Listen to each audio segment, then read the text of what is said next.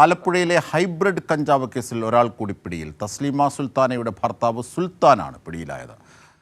തമിഴ്നാട് ആന്ധ്ര അതിർത്തിയിൽ നിന്നാണ് പ്രതിയെ പിടികൂടിയത്. വിവരങ്ങളുമായി ഷാജഹാൻ ചേരുന്നു. ഷാജി, നേരത്തെ സിനിമാ നടന്മാർക്കടക്കം ഈ കേസിലെ പങ്കും ഒക്കെയായി ബന്ധപ്പെട്ട് എത്തുന്ന വിവരങ്ങളാണ്. ഇതിനിടെയാണ് സുൽത്താനയുടെ ഭർത്താവ് സുൽത്താനെ പിടികൂടുന്നത്, അല്ലേ? തീർച്ചയായിട്ടും അജിംഷാദ്, അത് തന്നെയാണ് കാര്യം.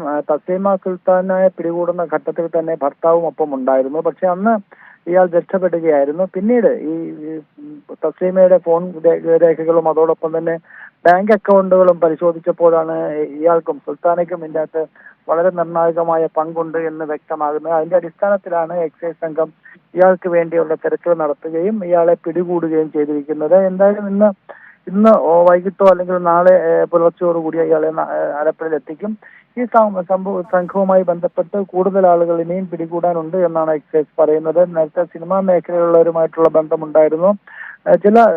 ചില സിനിമാ അഭിനേതാക്കൾ തന്നെ മുൻകൂർ ജാമ്യാപേക്ഷയുമായി കോടതിയെ സമീപിക്കുകയും അത് പിൻവലിക്കുകയൊക്കെ ചെയ്യുന്നത് നമ്മൾ കണ്ടു. പക്ഷെ എന്തായാലും ഈ കേസുമായി ബന്ധപ്പെട്ട് സിനിമാ മേഖലയിലുള്ളവരെ അടക്കം എക്സൈസ് വിളിപ്പിച്ചിട്ടുണ്ട്. അവരെ ചോദ്യം ചെയ്യും. അതോടൊപ്പം തന്നെ നിലവിൽ റിമാൻഡ് ചെയ്യപ്പെട്ടിട്ടുള്ള തസ്ലീമ സുൽത്താനയെ വീണ്ടും കസ്റ്റഡിയിൽ വാങ്ങി കൂടുതൽ ചോദ്യം ചെയ്യലിന് വിധേയമാക്കും.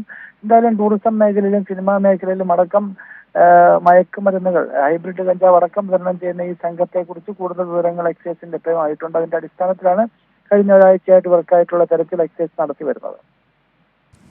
ശരി ഷാജി, ഷാജഹാനാണ് വിവരങ്ങൾ, വിശദാംശങ്ങൾ നൽകിയത്.